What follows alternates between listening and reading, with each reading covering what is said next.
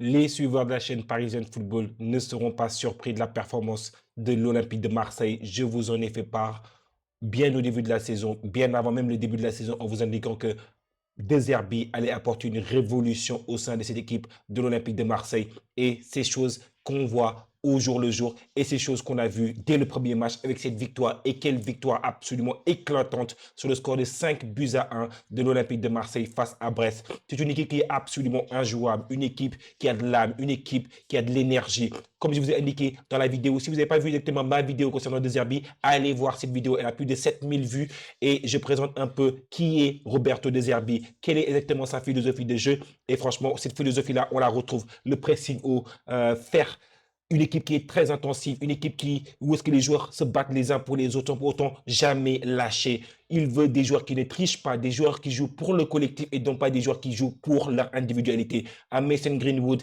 qui est un Mason Greenwood des grands soirs, un Mason Greenwood tel qu'on a pu connaître du côté de Manchester United. Être titulaire à son âge du côté de Manchester United, c'est quelque chose qui n'arrive pas à des joueurs aussi jeunes pour rien.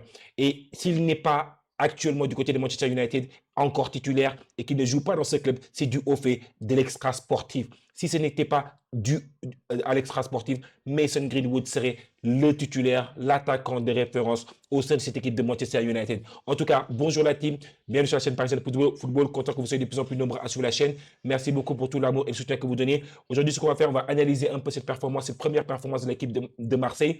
J'ai également mis en place un sondage et sur le sondage, je vous demande exactement quelle est l'équipe qui vous a le plus impressionné entre l'Olympique de Marseille et le Paris Saint-Germain. Et beaucoup de gens sauraient me dire qu'ils ont été impressionnés à hauteur de 80%, 85% plus par l'Olympique de Marseille comparé exactement à la performance du Paris Saint-Germain. Ou est-ce que la performance du Paris Saint-Germain recueille un 15% alors que la performance de l'Olympique de Marseille recueille environ un 85%. N'hésitez pas exactement à aller voir un peu le sondage si vous êtes un peu intéressé. Lâchez votre commentaire et dites-moi exactement aussi vous en commentaire qu'est-ce que vous avez pensé de cette performance de l'équipe de Marseille. Est-ce que vous avez été époustouflé? Parce que à ce match-là, durant ce match-là, il ne fallait pas arriver en retard. On va regarder un peu cette équipe de Brest, mais cette équipe de Brest, c'est une équipe qui est solide. C'est l'une des meilleures défenses de la Ligue 1 durant la saison 2022-2023 ou plutôt 2023-2024. Et quand on la voit exactement, cette équipe de Brest, elle a été sans défense. Mais on sait qu'il y a des joueurs qui sont partis, tels que Lilian Brassier, qui était parti directement du côté de l'Olympique de Marseille, Lesmelo, qui est blessé actuellement, Loco, qui a une grave blessure, à qui on souhaite exactement un bon rétablissement. Mais n'empêche qu'il y avait une structure, une assise défensive un peu qu'on avait vu un peu la saison dernière. Et cette assise défensive a éclaté au grand jour parce que cet Olympique de Marseille était trop fort pour cette équipe de Brest. En tout cas, on va regarder un peu les statistiques.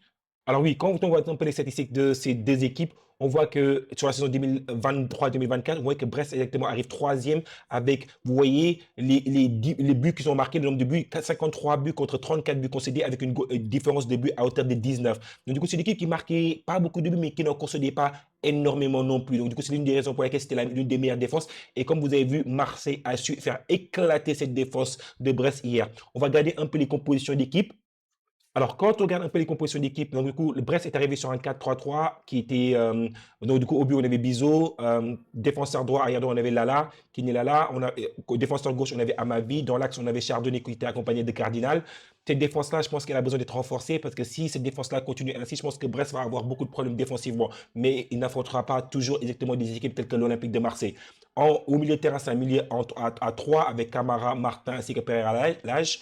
Et devant eux, on avait Del Castillo qui était accompagné de Ayork ainsi que Doiron. Face à eux, se dressait exactement une équipe Marseille qui était venue en 4-2-3-1, un 4-2-3-1 avec beaucoup de joueurs qui sont partis, notamment exactement des joueurs qui sont arrivés. On a eu le départ de Paolo Lopez. Donc du coup, là, en termes d'arrivée pour le remplacer, on a eu Rouli qui a démarré exactement au but en tant que numéro 1. En termes de composition, Leroy à côté gauche, Mourier côté droit. Dans l'axe, on avait Cornelius qui vient d'arriver. Je vous ai reporté exactement sur la chaîne Parisienne Football son arrivée ainsi que le montant du transfert, 4 millions d'euros qui ont été versés. Donc du coup, c'est un joueur qui quand même est un joueur qui nous reste à découvrir. Balerdi qui était exactement le patron de la défense de l'Olympique de Marseille depuis quand même 2 ans, où est-ce qu'on voit maintenant que le joueur a commencé à gagner en matière de confiance. Également, il a gagné également en matière de leadership par rapport à l'équipe. Devant lui, on avait exactement deux milieux de terrain qui étaient Merlin ainsi que Osberg. Osberg, arrivé de Tottenham, joueur qui est absolument charismatique, qui a exactement de la personnalité, qui s'est imposé exactement son leadership parce qu'il a su le faire exactement du côté de Tottenham. C'est un joueur à caractère, c'est un Danois avec du caractère. Et après, devant lui, on avait exactement trois joueurs qui étaient Luis Enrique côté gauche, Greenwood côté droit, ainsi que devant lui, on avait Harit qui était un peu numéro 10, organisateur de jeu. Et devant lui, on avait exactement Eliwayi. Franchement, une équipe qui est belle à voir, une équipe qui est composée de manière intelligente avec des joueurs à talent tels que exemple, un Greenwood, un Wai qui a encore besoin de prendre sa revanche par rapport à la saison dernière qu'il a eu avec Lens, transféré du côté de Lens, de Montpellier à Lens. Il a eu du mal à convaincre un peu au niveau de la direction sportive. Il est sorti beaucoup sur certains matchs parce qu'il n'arrivait pas exactement à apporter la confirmation. On se rappelle qu'il a été sifflé par les supporters de Lens. Donc, du coup, c'est un joueur qu'on demandait à voir beaucoup plus que ce qu'on a vu sur la saison dernière. Et je pense que là, il est un peu revanchard. Donc, du coup, je pense que cette composition d'équipe et cette équipe de Marseille, elle n'est pas encore terminée. Donc, du coup, comme vous voyez exactement, il y a des joueurs qui vont encore continuer à arriver afin de renforcer cette structure ainsi que cette équipe de Marseille. On a Lilian Brassier qui n'était pas présent sur ce match-là, mais qui va revenir un peu. Donc, du coup, je pense que cette équipe-là, elle va être forte, elle va être belle à voir jouer. Donc, du coup, il ne fallait pas arriver tard, il ne fallait pas arriver en retard dans ce match-là, parce que troisième minute, Mason Greenwood allumait déjà le feu dans cette défense brestoise, et déjà, l'Olympique de Marseille menait sur le score de 1-0. Après, très rapidement dans le match, on a Luis Enrique qui marque ce deuxième but à la 26e minute, donc du coup, l'Olympique de Marseille qui prend les devants. Après, troisième but qui était doublé de Mason Greenwood qui arrive à la 31e minute sur penalty. Et là, on se dit, bah, écoutez, après 31 minutes, mener 3-0 face à Brest qui est qualifié pour la Ligue des Champions pour la saison prochaine, c'était quand même quelque chose d'assez important et ça mérite d'être souligné en tout cas. Après ces 3-0, donc du coup, Brest revient dans le match après 45e minute plus le temps additionnel. Donc, du coup, ça fait 3-1, puis 4-1 lors du retour exactement des vestiaires avec Luis Enrique qui marque le doublé à la 48e minute. Puis après, on a Eliwayi qui marque sur penalty. Et donc, du coup, ça fait 5-1 pour l'Olympique de Marseille face exactement à ce stade brestois. Cette équipe de l'Olympique de Marseille, elle est le reflet de son entraîneur. Parce que j'aime ces entraîneurs qui aiment imposer leur personnalité à leur équipe. Et qu'on voit que cette équipe de Marseille ressemble sur ce premier match-là à De Zerbi. De Zerbi, c'est un entraîneur qui est adoubé par beaucoup d'entraîneurs. C'est le disciple exactement de Bielsa. Quand on voit exactement que Pep Guardiola, le meilleur entraîneur actuellement, il dit que c'est De Zerbi qui a exactement quelque chose en plus. C'est l'un des meilleurs entraîneurs d'Europe. Vous ne recevez pas exactement des compliments de la part de Pep Guardiola aussi facilement. Moi, je l'ai vu exactement du côté de Brighton et Brighton, il était impressionnant comme coach. Donc, du coup, franchement, quand on regarde un peu les statistiques un peu du match, on voit que les statistiques, 7 tirs côté Marseille contre 10 côté Brestois, les Brestois ont plus tiré. Mais par contre, les Marseillais ont eu plus de réalisme. En tir cadré, il y a eu 5 côtés marseillais contre 7 côtés brestois. Pour 10 tirs brestois, il y a eu 7 tirs cadrés, alors que pour 7 tirs marseillais, il y a eu 5 tirs cadrés. En termes de possession, vous voyez que les équipes se valent. 51% côté marseillais, 49% côté brestois. Mais les Marseillais ont su être beaucoup plus efficaces dans la possession qu'ils ont eue. Parce qu'à possession quasiment égale, les Marseillais ont été cliniques. Des opportunités. Brest reste un peu dans la continuité de l'année dernière où ils n'ont pas su marquer beaucoup de buts, mais par contre, leur défense est beaucoup plus affaiblie comparé à ce qu'ils ont eu l'année dernière. Avec un Loco qui est absent, donc du coup avec un Lilian Bressier qui n'est pas présent directement sur le terrain, un Lys Melou qui était également absent du fait de blessures. Donc du coup, là actuellement, on a un Brest qui était beaucoup moins performant. En termes de passes réussies directement de la part des deux équipes, moi j'aime à dire que les équipes qui réussissent exactement à faire un bon match si on a un bon match lorsque les deux équipes ont exactement plus de 80-85% de passes réussies. Et là, exactement, on est à 86% côté Marseille et 85% côté brestois. En termes de fautes, il y a eu plus de fautes côté brestois, 12 contre 8 fautes côté marseillais.